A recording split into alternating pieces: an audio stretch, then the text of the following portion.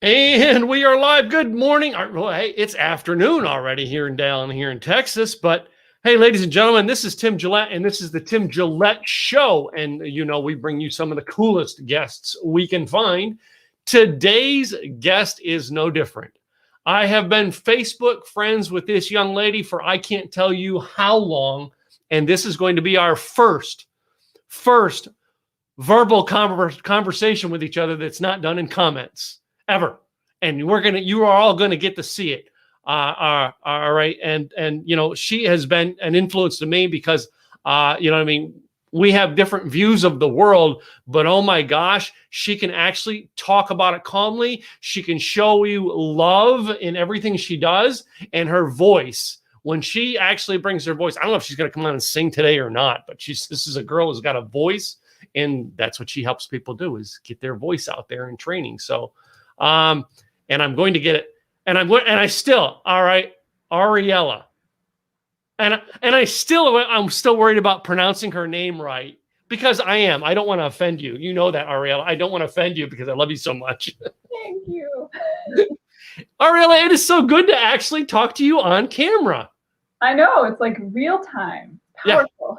Yeah. I can't even say how long we've been Facebook friends. I don't know. It feels like forever. But yeah, probably. Yeah. So, you are actually in the realm. All right. I looked at like your website, of in like vocals and voice and singing. Oh my gosh. How did you realize you had such a voice? Some people are both blessed and cursed to just know what they're here for. Mm-hmm. And I say cursed because it would be much easier if I wanted to be a stockbroker or like a doctor or like a garbage woman. But because I could just get a job and get paid and, go home and have a life. But I had this calling since I knew how to put it into words, to sing, to use my voice, and through that to kind of see that not everybody knows how to do that, and I can help. Mm-hmm. Mm-hmm. When you were younger, were you like the singer in the house? Did you sing around your house, or when did you actually come into this? So I'm told that when I was a baby, I would awake at midnight-ish and start to coo in my crib.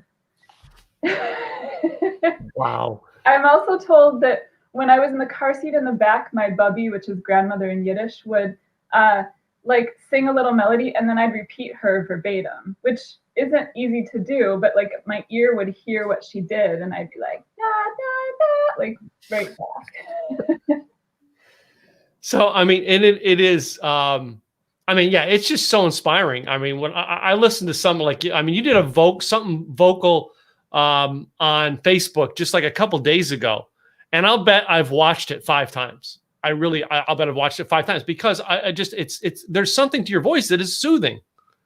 And I'm sure you've been told that before, but it is, to me, I kind of love it. And you know what I mean?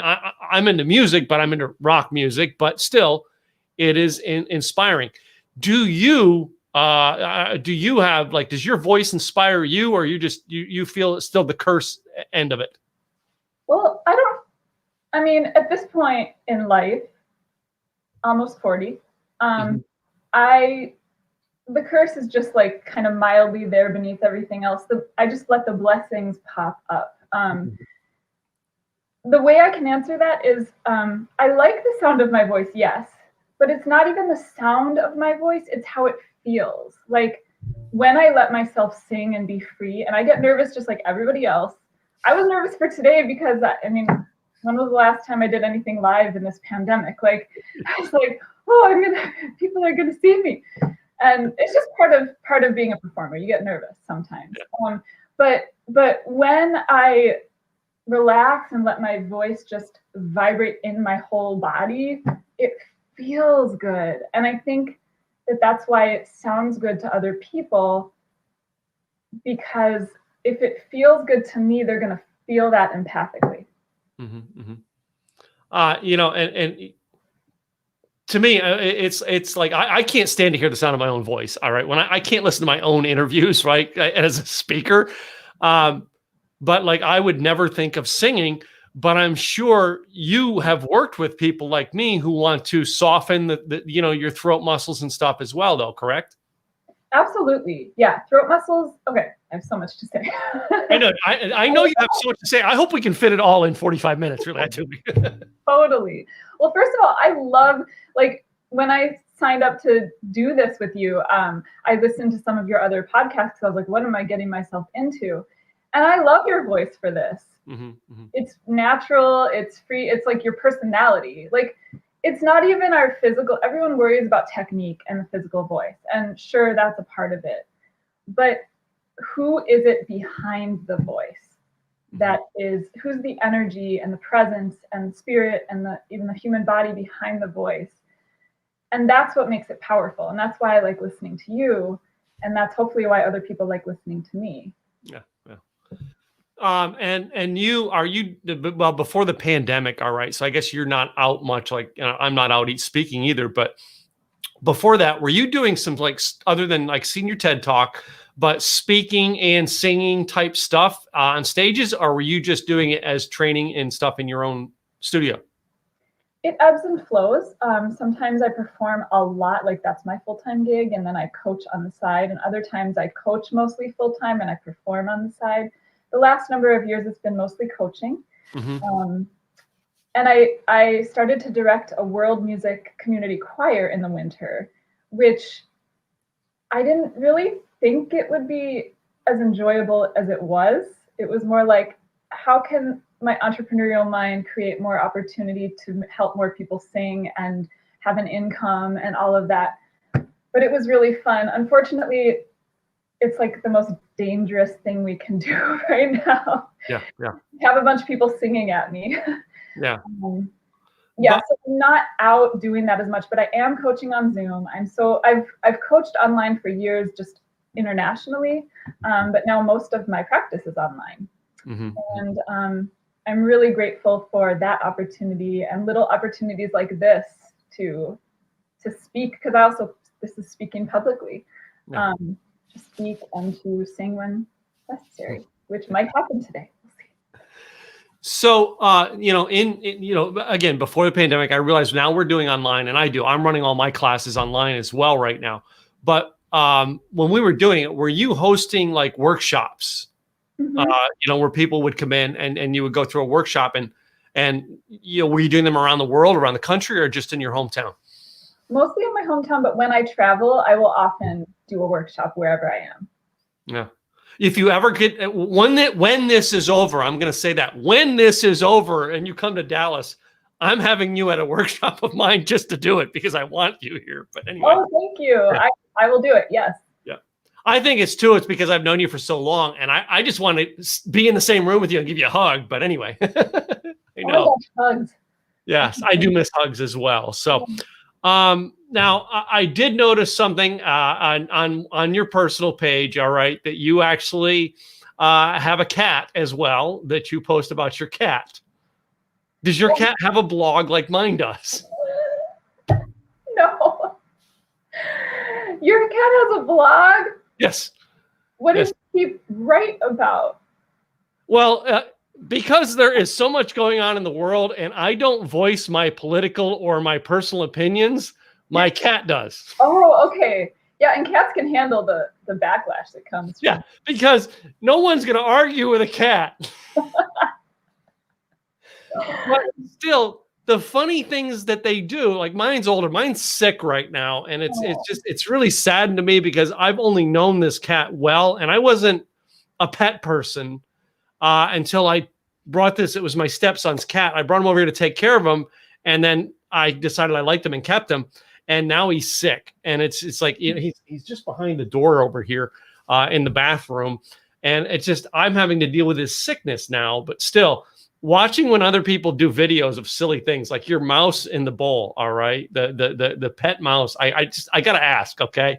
How many toys does he put in the bowl of water? That's the second one. So I went downstairs a week or two ago and he's got this white water bowl and I noticed there's this gray fluffy thing in it and it's his toy mouse. And, if it were one time you'd think it was an accident. He was like playing around and it like went into the bowl. But no, now I realize he's killing his toy mice by drowning them. Does he bring in, is he outdoor, indoor, or just indoor? He's just indoor, but we had a mouse problem last autumn. Yeah. And one morning I did find a dead mouse on my rug. And then another time we saw it together and we cornered it together. And I have this weird talent of catching mice with a flower pot in my hands. Like, I've done it 3 times. It freaks me out. I don't like it. It's not something I want to do, but I'd much rather me get the mouse rather than finding it like gross, like mutilated by Tulu, my cat. So if your cat gets it, does he eat it though? Well, I've only found one dead one that he clearly left for me, and it was intact, and I was really grateful. Yeah. Like ours has carried him in the house through his cat door, but they were still alive. And one of them got away and we still never found it. So we don't know.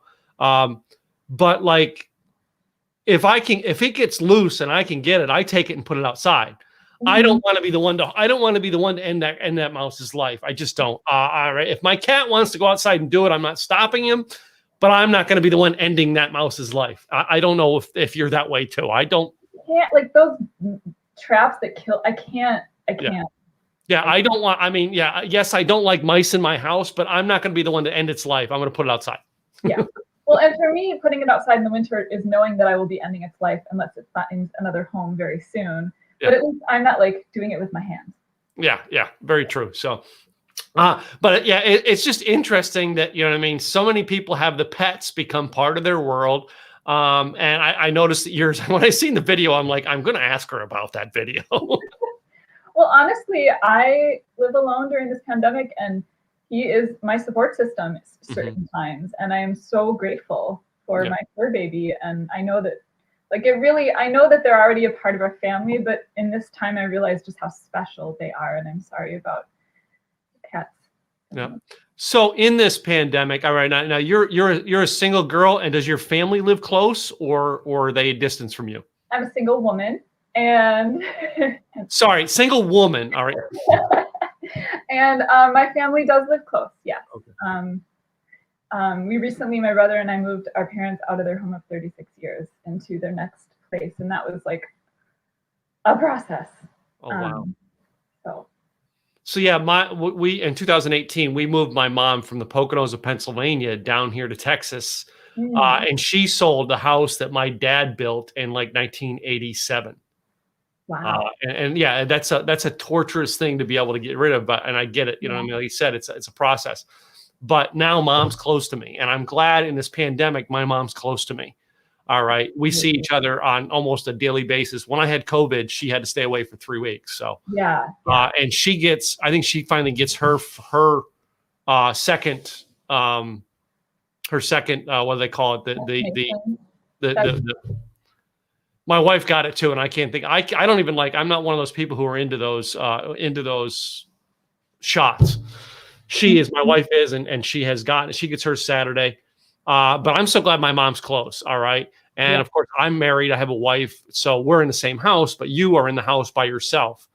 Have you had like family members over, or are you just like, no? I'm kind of still.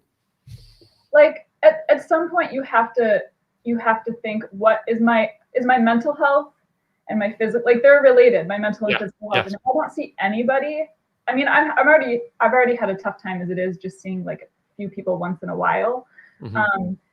So yeah, I've seen my brother and his now wife, and my parents, and I'll go for walks with friends outside. And every once in a while, like I finally just broke down and was like, I need to see my massage therapist because it's not okay otherwise.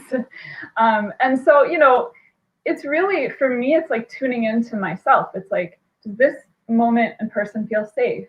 And I'm going to take the precautions necessary to make sure I feel safe. Yeah, and I like that you said that, because it is not just about your physical; it's the mental. The mental well-being will kill the physical well-being soon enough if it's not taken care of. And I totally agree with you on that. And you know what I mean? It's nice that you found ways. And I know you're You're up there in a more colder state than us. By the way, your weather was down here a couple weeks ago. It was drunk. We didn't mean for it to like drop down the country and like, I'm so sorry. Did you see the memes? Your weather's down here in my front yard, drunk, come pick it up. I didn't see that, but it was interesting because the first day of it, we were all kind of up here like laughing at you guys, and then we realized how serious it was, and then we're like, well, how can we help? Yeah.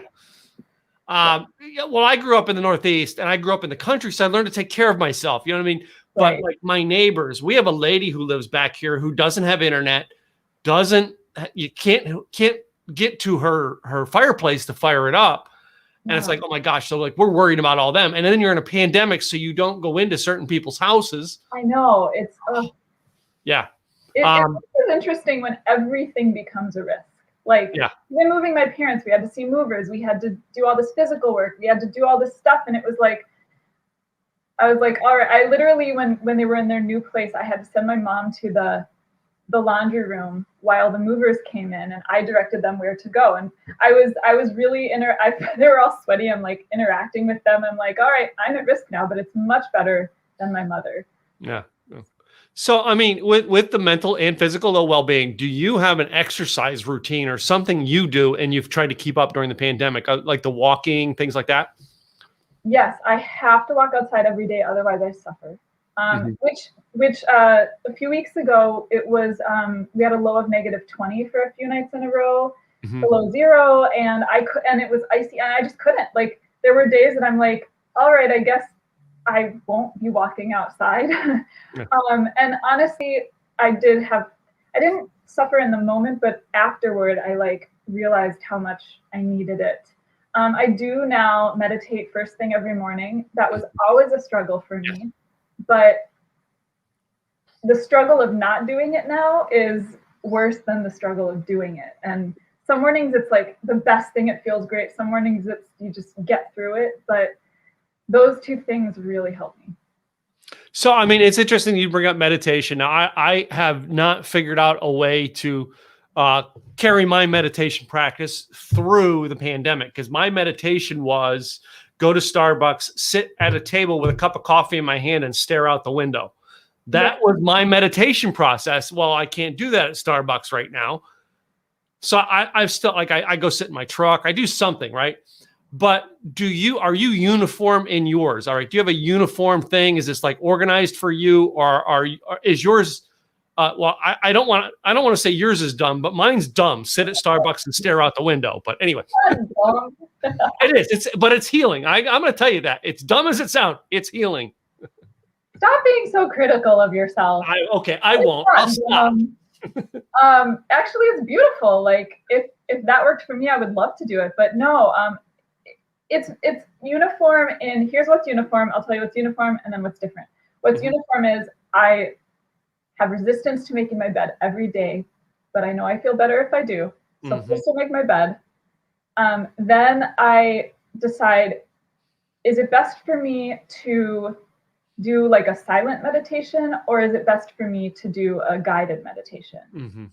And then I open Insight Timer, which is a free meditation app, which, by the way, I have a new channel on it, and I'm now offering meditations. Okay, I'm gonna have to go check this out now. I haven't uploaded any of them yet. I only have some of my music on there, some of my but so some mornings I'm like, I know that it's going to be best for me to just be in my own silent space. And then I set the timer for how long I want to do it. And some mornings I'm like, I need somebody to talk to me. So that's how it's different. Okay.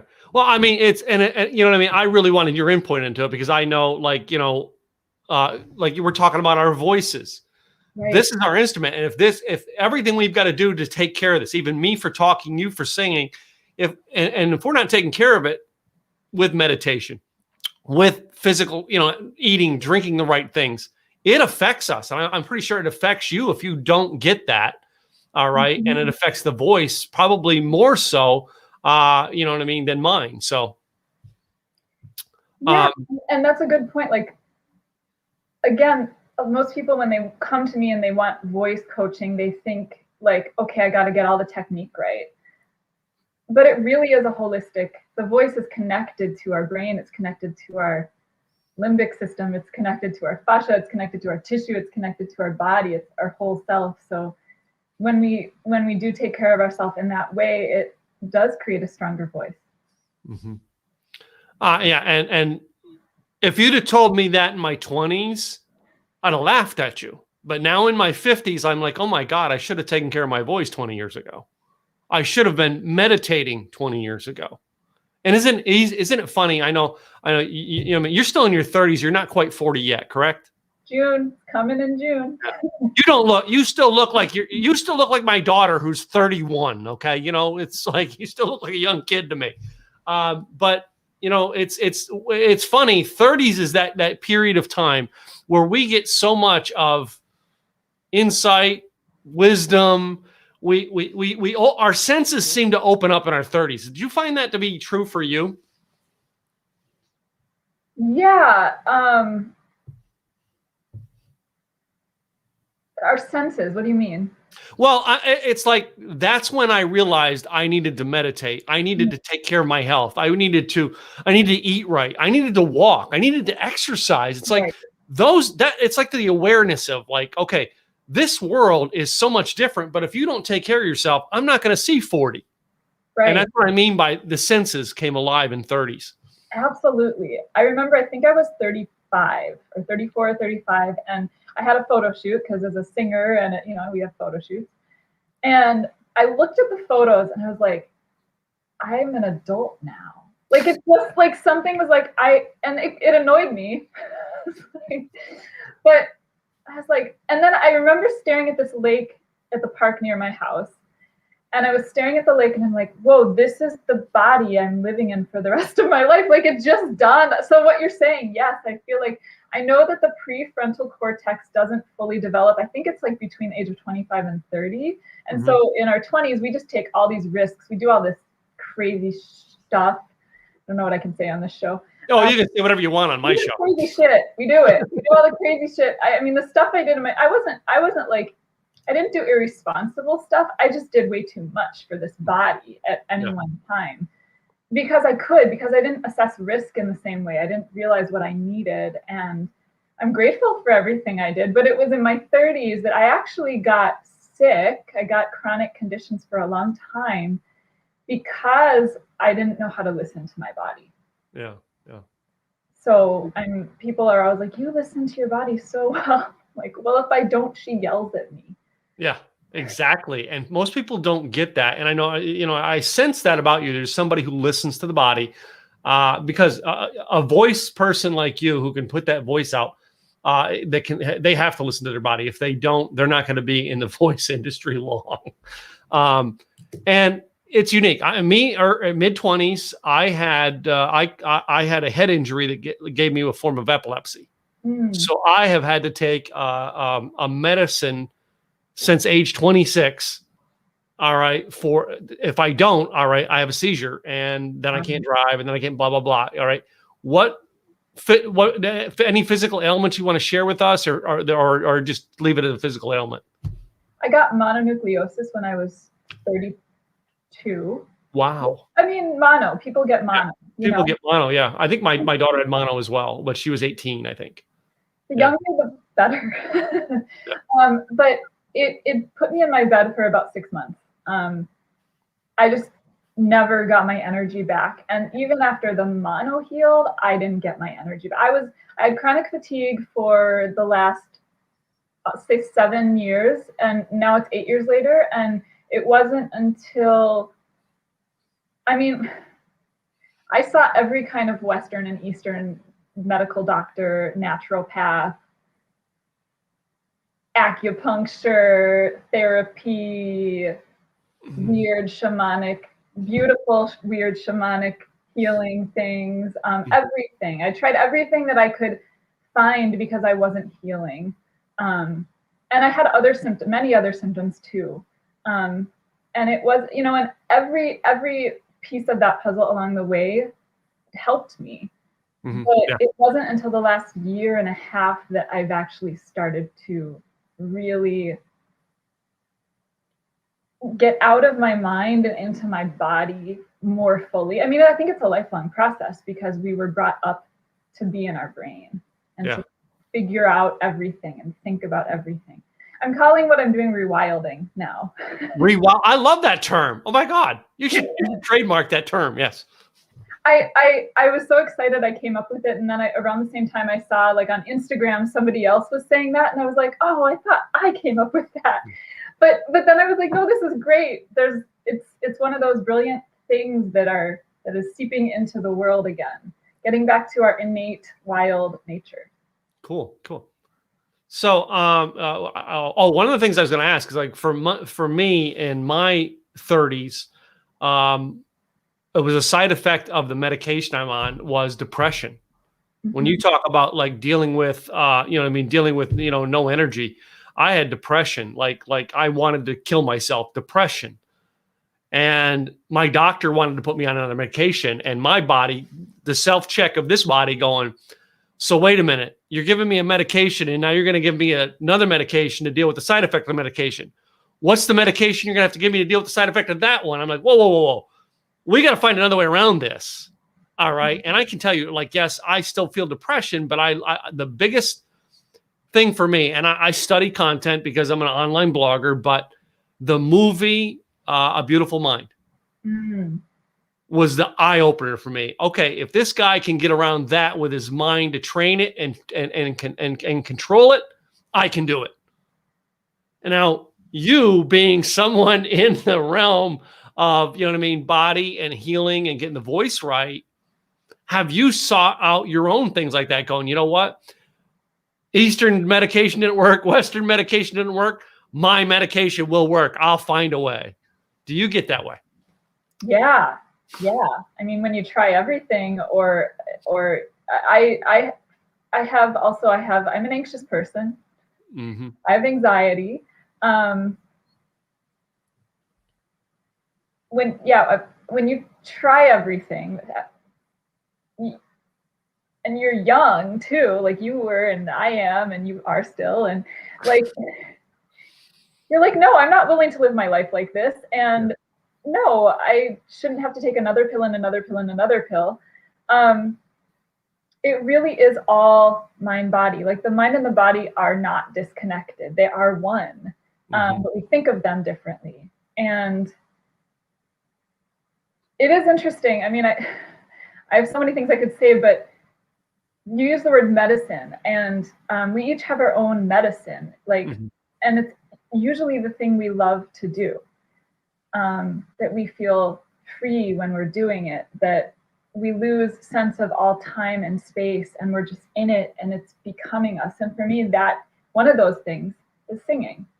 And when you don't feel good, when you feel anxious or depressed, you don't always feel like singing or doing the thing you love to do. So it really, first, I have to really tune into my body. Actually, yesterday, I felt really depressed, and I'm grateful that that's not a regular thing for me. Yeah. But I think that the amount of things I was feeling became too heavy, and my subconscious started to just numb it out because it was too much for me to feel it all. So one of my practices is I put a hand on my heart and I put a hand on my belly, and I shut my eyes and I breathe. And sometimes that's enough to just like get my awareness back into my body. But sometimes I have to ask my center, my body, my soul, and or my inner child, like there's all these parts of us. What are you feeling right now? What are you trying to tell me? What are you doing? What do you need? And sometimes the answer is just right there, and sometimes it's not. But I did that yesterday, and I was like, oh, I'm feeling overwhelmed because of these 5 things, and I'm feeling sad because of this, and it didn't clear right away, but it was enough to get myself out of that like stagnant place. And then I actually reached out to a friend, and I just said, can you just witness me for a moment? And I started to speak it, and then tears started to flow. I'm a good crier. And that shifted it enough for me to get outside on a walk, and it was better. Cool. And it's good. I mean, I love it. And I also noticed that one of your videos I've seen is something you doing, breathing techniques. And, I've never thought about breathing techniques, and what you just said about, trying to get the breath and feel. I've never thought about stopping and just doing that. Oh my gosh, you just taught me something. So, and hopefully others well, here's the thing. Breath support, breath control. We talk about that for singing, and I have my way that I teach it. Every voice coach and voice teacher has different ways of teaching it, but it's all the same apparatus. But when I coach people, I'm actually for any aspect of singing, whether it's the technical and the physical, or it's the mental, emotional, and the confidence arena, I'm more of a mind coach than a voice coach. Mm-hmm. Like you said, you taught your brain certain things. Yes. If you're nervous when you get up to perform, it's not going to come from as many warm-ups as you do. It's going to come from working with what makes you nervous and how to find a pathway through that. Maybe never fully 100% avoid it sometimes, but when that happens, what do you get to tell your brain in that moment to help you have the confidence to move through it? Mm-hmm. And it is. I mean, I believe that I'm Russian heritage, so I've got that. I believe the mind can control it all. That's my Russian heritage. I know it. I own it. Huh? I've got some Russian in me too. Yeah. So you understand it. You get where I'm coming from on that one. But it is all right. It's you taking control. All right. And I love it because, sometimes it's going through the processes that we've got to find where it is we control, find what it is. And what you just said there about I'm a mind coach. I help people with online. I'm an online business coach, but I can't tell you how many times I'm walking them down. All right. Walking them off the ladder or off the ledge from something that's here blocking them, not the technique, not the app, not the email, and, right. And I think we all are that way, that is the real problem.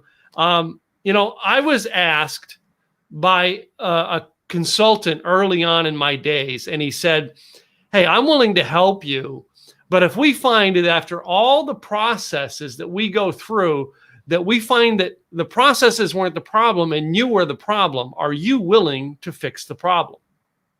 And I said, "Yes." And he said, "Good, because I want to tell you 99% of the time, it's you that's the problem." I'm like, whoa, bazinga, man. Exactly. And sometimes we need empathy and sometimes we need tough love. Yeah. And yeah. I hate it. I know we need tough love, but I still hate it anyway. But you love it. Yeah. Well, no, I grew up in tough love. I grew up in, kind of a stricter home where my dad taught me discipline. My mom taught me, responsibility. And that's gotten me to be that I'm okay with tough love, but I'm very empathetic towards people. I can't take seeing someone in pain and I want to reach in there and help them. But that thing in my mind where my mom goes, "Yeah, I realize you want to help that bird or help that little animal, but by you picking up and helping it, you're hurting it more."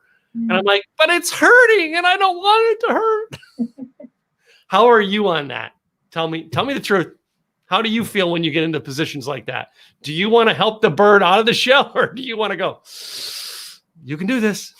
I think it's harder for me with animals than with humans. With humans, I'm really good at letting them struggle. Yeah. Because it's one of my innate, as a healer, who's done so much self-healing at this point. It's one of my innate abilities to see through the struggle and see what actually needs to happen for their highest good versus when they actually need assistance. Yeah. I'm gonna sit on the sidelines and beam love at them. I'm not gonna be "Oh, this is what they have to go through, ha ha ha." I'm gonna be you're being held and loved and supported right now, and I see you as you're going through this, and you're not alone. Yeah. But I'm not gonna go in and rip off the Band-Aid for them. They have to do that. Yeah. I totally get you there. Yeah, and it is a process. So, in what you're doing right now, all right, with this pandemic, all right, helping people, getting your mind, getting your body right. How many of your coaching calls on Zoom are through the pandemic are mental issues, and how many of them are trainings, vocal or habit trainings? Yes.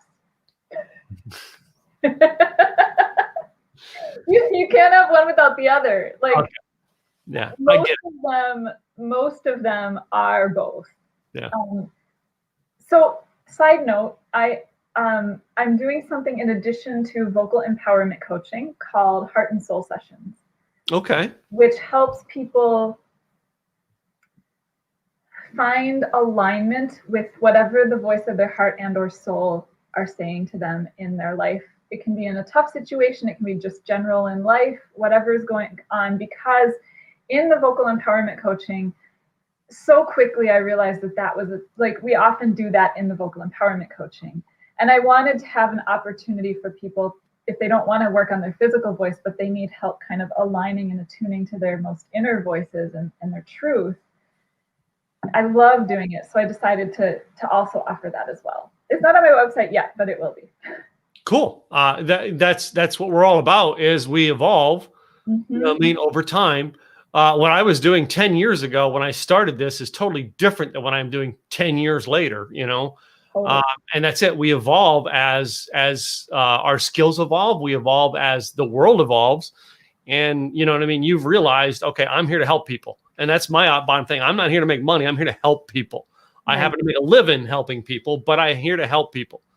Yeah. The moment in time where what I do is now irrelevant and it doesn't help people anymore, I either better find a new way to help people, all right, or retire. Exactly. And we're doing a disservice to the world if we don't evolve with ourselves, if we don't step into what's next. Yeah, exactly. So, you know what I mean? What are some things that you would advise the audience to help them with their journey right now? You know, some people on here are entrepreneurs stuck at home. They're trying to get a sense of calmness about them. And some of them are they're thinking it's still a voice. So what advice would you give? Do you have any steps or any, you know, things that you'd like to leave for my audience to actually help them? Yeah, I'm just finding the words because I have the feeling. If you feel stuck, or not everybody feels stuck, but if you feel like your fullest self isn't out there and you know there's more, listen to that, honor that. You know, sometimes it is just the voice. It's rare. It's rare, but if you know that you've done all the self-work, but you haven't like liberated your voice yet and connected that to your innermost being, then call me. Or find somebody to help you with that. But the other thing that I'm just like feeling is like, what parts of you are aching to be wild and free, to be like expressed and seen and heard and loved? And sometimes we hold those back consciously or subconsciously because it's scary to be that vulnerable and real. But when we like let it out imperfectly, because it's never going to be what we think is perfect, when we let it out imperfectly, we find a liberation. And it's like more of why I believe we incarnated into these bodies on this planet becomes true and real. And then we do run into other people that resonate with the energy you're putting out there. That's not woo-woo, that's actually physical energy that people can feel. And I don't know, I feel alive when I'm saying this, like, because this is my truth. And so the more you can say your truth, the more alive you'll feel, and or speak your truth. And so one of the ways to get out of like stuckness is to move your body. And it doesn't mean exercise all the time. Sometimes it means wiggle or shake. Like the way animals shake off trauma is they I'm sure you've seen your cat or dog like shake their paw. Something in there was tight or contracted or whatever, and they were probably like, oh, I gotta shake it out. Humans, we became so politically correct that we don't shake out our trauma or our tension or our weird stuck energy. So I'm also an energy worker. So yeah, like be weird. I love it. I'm going to keep that. That's my quote of the day. Be weird. Because you're not weird, because you're just being yourself. And the more you become yourself, which might seem weird, the more you're giving other people unconscious permission to do the same. Yeah. And it's exactly it. You know what I mean? My mentor told me, years ago, Tim, you could be a number 2 me at best. You could be a number 1 you. All right. And you don't know what you is. It's going to be evolving, and like you and I both have cut our hair in the past couple of years. All right. So, and that's it. I mean, that's just us evolving as being our own form of weird. And I love it. That's it. I love that you put it that way. So, thank you. All right. So before I go to end this out, what's a website that everybody can come find, check out some of the things you do and everything? I want to make sure we get that out for people. All right. I'm going to give you 2 quick websites. I'll spell them out. My coaching website is ariellaapproach.com, ARIELLA, approach.com. Okay. And you can learn all about coaching and healing. And there's an audio description of what I do on there. So, and then my singing website, my Songstress Priestess website is songstressariella.com. The word songstress and then ARIELLA.com, and you can hear me sing there.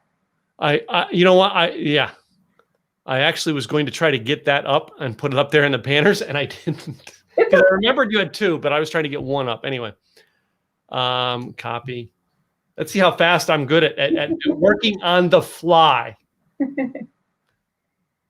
Ta-da! Thank you. Songstressariella.com. Yeah.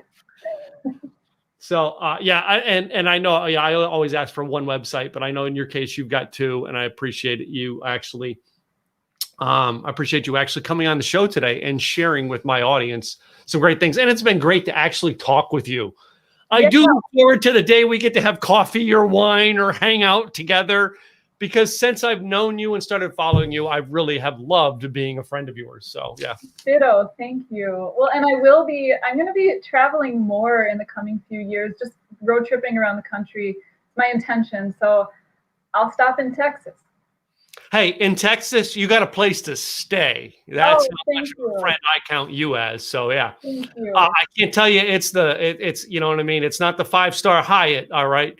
But it is a comfortable bed and it keeps you warm. Thank you. Thank you. So, anyway, so I appreciate you coming on today, Ariella. I do have to finish up my podcast today with a slight little game I call This or That. You're ready to play, right? I was born ready for this. All right. I love it. 9 questions, all asking you one choice or another. Now, some of these are probably going to relate to you. Some of them I tried to twist a little to relate to you. And some of them are standard. I ask everybody. Okay. So, number 1, I always ask Star Wars or Star Trek. I have to answer. Do I have to answer? Truthfully, I was expecting out of you going, who? I think I saw 1 or 2 of the Star Wars movies, so I guess Star Wars. I know you weren't either one, but that's like my opening question. I'm like, I know she's just going to throw it, but I'm going to ask it anyway. So let's move on. The next one goes into something that is that I ask a lot of people who are kind of in a related industry, especially right now. If you're in your car, do you listen to a podcast or music? Music. Yeah. Cool. So let's take a little bit on music. All right. And say, if you had to listen to 2 choices on music, we've got the symphony and choir, or we got the band Styx. Which one would you listen to? Okay, you realize I'm a Gemini and I have 2 sides of my personality. So like one would choose one and the other would choose the other. But there is a video out there of Tommy Shaw from Styx playing with an orchestra, and yeah, love that combination. All right, I'll check it out. The other one and I've always loved, like, my favorite concert to go to of all is Trans-Siberian Orchestra. Yeah. I'm sorry, I get chills sitting I always pay to be on the ground, you know what I mean, of the stadium when they do it, because I'm telling you, it is bone chilling to sit there and watch. These are musicians who are not your rock stars who are getting paid on Instagram. No, these are people who are playing for the love of playing music. Yes. They're great. Yes. So yeah, that's why I bring up Styx. But yeah, a couple years ago, the band Metallica did something like that with the symphony in San Francisco. Okay. I loved that. I love fusion. I think fusion is oftentimes where. Oh yes, yeah, yeah. There. I mean, and when you say you're a music lover, you really do love. There, you can't pinpoint. You love music. I don't even like certain heavy metal. Do I listen to it regularly? No, but I appreciate it. Like I see, like heavy metal is some of the most technically accurate music, rhythmically accurate music on the planet. So. Well, heavy metal. Let me just give you this. I know these this or that happens. This happens. This question and comments. Did you see a couple of years ago the band? They did that. What was the name of the band? Now they redid the song from Sound of Silence. Yes. Not Weezer. Who was it? Oh. I hear it on the radio. I love the remake. Yeah. That is the best remake of all time. No, it's like Cranberries remake that was really good too. Oh, the where they did the zombie? Yeah, and there was another. Actually, there are 3 remakes recently that I really like. So. But I mean, that one there with the Sound of Silence, it's almost like you can feel his emotions as he's singing that. Yeah, absolutely. That's just another plug for my coaching. That's what I help people do. It's like plug in your emotion to your voice. Yeah, and that's a perfect example of where emotions come out into it. So my next one here, I'm going to move in here. All right, and this one here gets technical on people, but some people get it, and that is the taco or the hamburger. Oh, that's hard. Hamburger. Hamburger? Bison burger. Bison burger. Okay, yeah. And I wasn't sure. I've never seen any of your posts as to whether you were vegan or not, but I still ask vegans that, and they go, "Well, no, I'm vegetarian." I'm like, "Have you not had a vegan taco?" Right. These things are freaking awesome. Yeah. There's ways around this, ladies and gentlemen. There are. How about having a nice sit-down chat? Coffee or tea? Tea. Tea. Okay. Taste coffee. Body likes tea. Okay. I sometimes ask beer or wine, but right. No, I can't do it. Can't do it. Yeah, I drink it. I've moved on to whiskey and moonshine at my house, but anyway, we won't go there. Okay, vodka. I like the taste of vodka. Oh, I got to tell you, we went to this distillery here in Texas called Iron Wolf, and they had a vodka that had like horseradish and stuff, and then the guy actually had Bloody Mary mix to mix it with. Ooh. But we went on Sunday in Texas. And Sunday in Texas, you can't buy any alcohol from the distillery. Wow. So he teased us with it, right, but we couldn't buy any to come home with. And it's 300 miles away. I'm like, oh. Anyway. Next one kind of fits in the pandemic, and that is, do you like to dress up or are you a yoga pants kind of girl? Yoga pants, for those who can't see. Yoga pants can be dressed up or down. Yeah, they're wonderful. I actually had a girl on the other day, and she just was like prying. Right? She goes, "So I want to know about you." She's like, "Are you are you wearing jeans or yoga pants?" And I'm like, "I only show from here up." No, I want to know. And I'm like, I said, "I'm not showing on my show. No." Next one is into the clothing is, how about you're dressing up? You're going to wear heels or boots? Boots. Oh, yes. Are you a Western boots kind of girl? I don't have any that fit me, but I like them. So if I ever get any that fit me, yeah. I have some that don't fit me.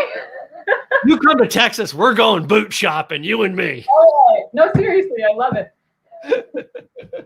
Yeah, I love wearing my boots. So yeah, and my last two are the controversial ones. The next one is, at your house, does the toilet paper go over on the roll or under? Over. Under just doesn't make any sense. Most controversial question asked on the Tim Gillette Show. And then the next one I always ask, and I know you're a single woman, but hey, I got to ask it anyway, is boxers or briefs? I watched one of your other interviews, and And the person was confused as if it was about you or me. Hey, if you want to guess what I have on, I'm not stopping you. All right. But hey, it doesn't have to go there. I did not I don't think I've ever worn boxers. I don't think that's like a woman thing. But do you like your men in boxers or briefs? Whatever they're comfortable in. Oh, I like you. You're just a great girl all the way around. That was a fun quiz. Hey. This has been a fun time today. All right.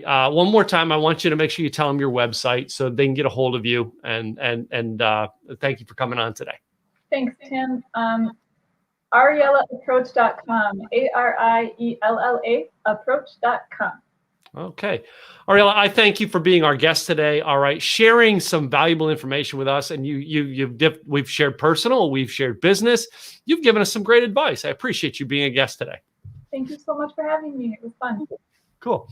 To you guys, the listeners, I want to thank you guys for actually coming on and checking this out today. All right. Go check out her website. Go check out both of them. All right. And I'm telling you, this is someone you've got to get to know better. All right. There's a reason I brought her on the show and a reason I'm connecting with her.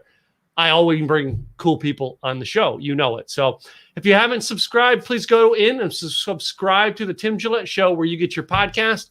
And stay tuned. We'll have another guest on real soon. I'm Tim Gillette, and we'll see you later. Bye now.